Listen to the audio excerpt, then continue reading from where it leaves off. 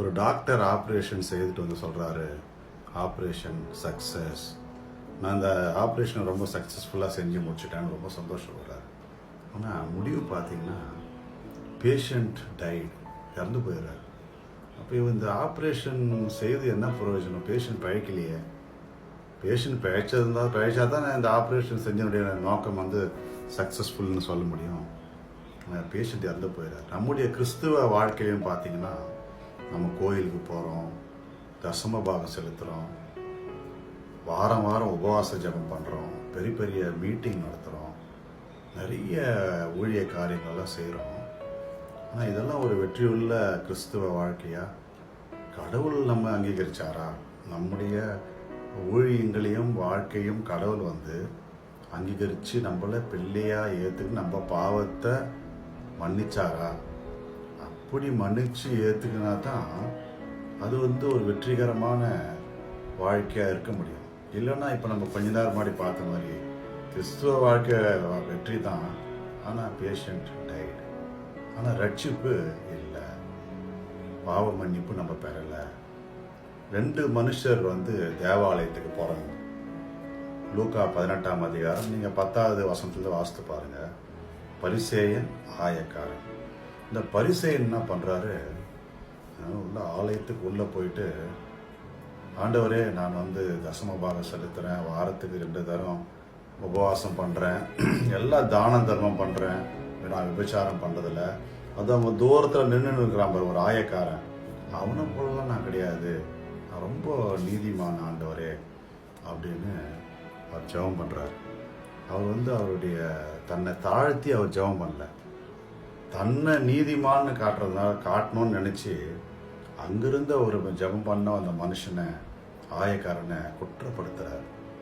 ஆனால் அந்த ஆயக்காரர் பாருங்க, வரி வசூலிக்கிறவர். நான் வாசித்து காட்டுறேன் பாருங்க.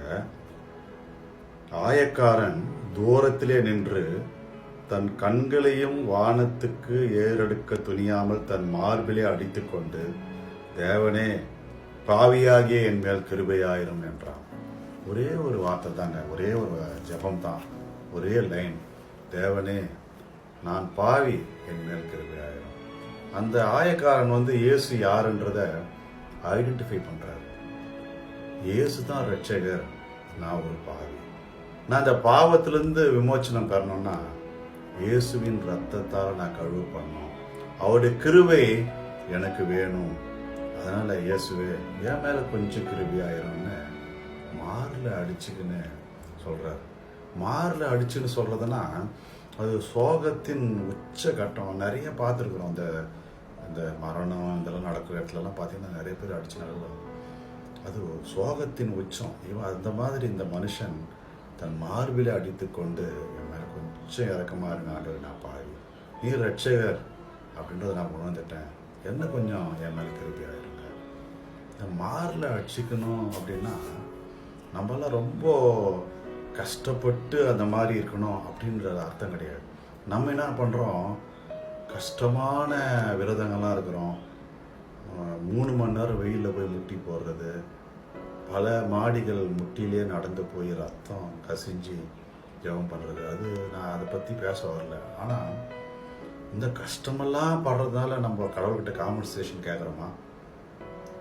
ஆண்டவரே இப்படியெல்லாம் நான் உங்களுக்காக கஷ்டப்படுறேன் பாரு, வெயில்லையும் மழையிலையும் போகிறேன், கொஞ்சம் என் மேலே கொஞ்சம் கவனிக்கல அப்படின்றது அது அர்த்தம் இல்லை. உண்மையான மனமாற்றம். நம்ம கஷ்டப்படுறதுனால காம்பன்சேஷன் வந்து நம்ம கேட்குற மாதிரி நம்ம செயல் இருக்கக்கூடாது. நம்ம எப்படி எந்த ஜெபம் பண்ணாலும் நமக்குள்ள ஒரு மனமாற்றம் இருக்கும்.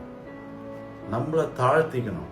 நம்மளை தாழ்த்திக்கிறதுனா, ஆண்டவரே நான் ஒரு குப்பை தூசி ஒன்றுக்கும் உதவாதான லாய்க்கே இல்லாத ஆண்டவரே நான், அப்படி கிடையாது. நம்மளை மிகவும் உபயோகமான பொருளாக அந்த உலகத்தில் ஆண்டவர் வச்சிருக்கிறார். இந்த குடும்பத்துக்கும் இந்த சமுதாயத்துக்கும் நம்ம பிரயோஜனம் உள்ளவர்கள், கடவுளுடைய வேலையை செய்து நம்ம நல்ல பலத்தை கொடுத்துக்கிறார்.